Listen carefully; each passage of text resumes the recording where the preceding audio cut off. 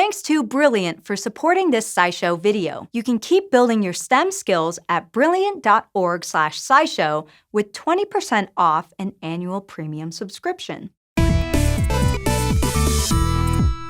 In the 1970s and 80s, amphibian researchers started noticing the frogs and salamanders in their studies were mysteriously dying. They suspected that the culprit was some sort of sickness, but the deaths couldn't be explained by any disease they knew about at the time. In fact, the researchers remained stumped for decades, but by the late 1990s, they'd figured out where to put the blame: on a disease called chytridiomycosis. Scientists now know that this disease is one of the worst destroyers of biodiversity ever, and in their fight against it, they're taking to the skies.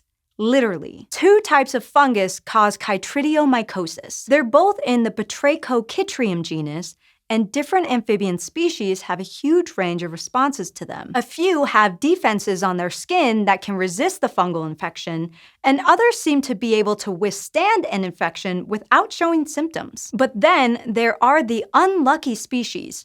For these, exposure to as few as 100 fungal spores is pretty much always fatal. The fungi work by targeting the animal's skin and making it thicker. And while that might not sound like that big of a deal, this affects the animal's ability to do all sorts of things essential to life: breathing, staying hydrated, regulating body temperature, obtaining nutrients, and releasing toxins. These fungi can also quickly spread between amphibians. So maybe it's no surprise that we've talked about this disease before. But since then, our understanding of its impact has only become clearer. For instance, a 2019 study found that chytridiomycosis could have caused the decline of 501 amphibian species, including 90 we believe have gone extinct. When it comes to biodiversity loss, it could be the most destructive pathogen we know of. Now, there is some disagreement among scientists regarding how much of this is entirely the fault of chytridiomycosis. Studying its impact is tough, since most of the deaths happened in the 1980s, before scientists discovered the fungus. So, to help them understand what's going on, some scientists have reached for a couple untraditional tools in the study of amphibians: satellites and airplanes. For example, in the early 2000s, researchers wanted to figure out if factors like UV light could also be a part of this problem, maybe by helping the fungi spread or contributing to these deaths. In mammals, we know that UV exposure can negatively impact the immune system. So the researchers hypothesized that UV radiation on a frog's skin could limit its ability to detect and respond to a fungal infection. In a 2001 study, researchers used a NASA satellite to measure these variables in areas where they'd seen a lot of amphibians dying. But while they did find correlations between UV radiation and frog deaths at some spots, they didn't think any environmental factors could completely explain the extreme number of deaths. This doesn't mean that chytridiomycosis is definitely the only thing killing these amphibians, but it did give researchers a clearer picture of what other variables might be involved. And one way or another, scientists weren't done watching frogs from above. From 1999 to 2000, another NASA project mapped frog habitat in Yellowstone National Park from airplanes, because to monitor frog populations, you kind of need to know where frogs are. Here, researchers used a hyperspectral sensor,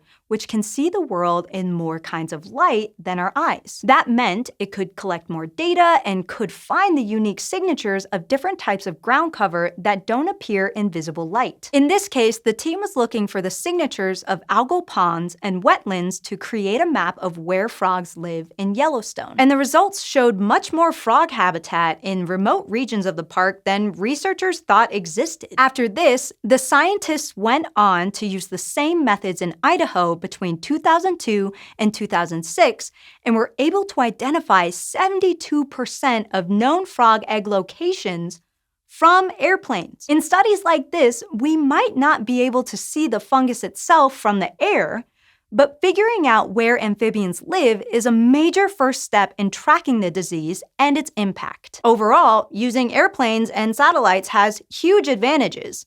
Scientists can quickly map large areas, including those that humans don't frequent. These methods also disrupt frog populations less, which is critical since even going to study a group of frogs could spread the fungus to them. In fact, human trade and movement seem to be one of the biggest factors responsible for this disease spreading. Climate change and habitat loss have also put more stress on amphibian populations. For instance, warmer temperatures can encourage growth of the fungus. Despite all this, though, there are signs of hope, and not just when it comes to monitoring amphibians from the skies. As of 2019, 60 species were showing signs of recovery, and on the Spanish island of Majorca, researchers were even able to use fungicide to remove these dangerous fungi entirely in 2012. It was the first time eradication like that had ever been accomplished in the wild. Of course, there can be side effects and risks to using fungicide, but it's a possible strategy if used carefully. And whichever approach is used to treat the disease, the first step could be a survey from the air to locate the frogs in the first place. Really, all this is a reminder that while we have a long way to go, we as humans have the power to counteract some of the devastating ecological changes we create. With the fungus growing more in warmer temperatures, it's as if they're using some kind of solar thermal power. And that's one of the concepts you can learn about with Brilliant. Brilliant is a website that has guided exercises in math and science, including their solar energy course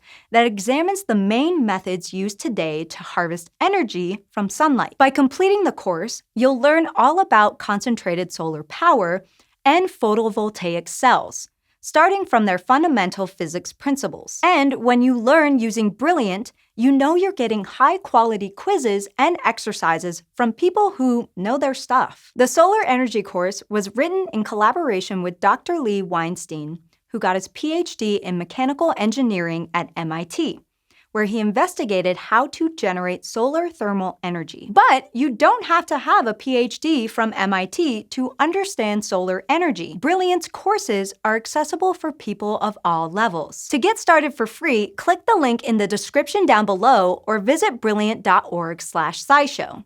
You'll get 20% off the annual premium subscription. Thanks to Brilliant for supporting this video, and thank you for watching.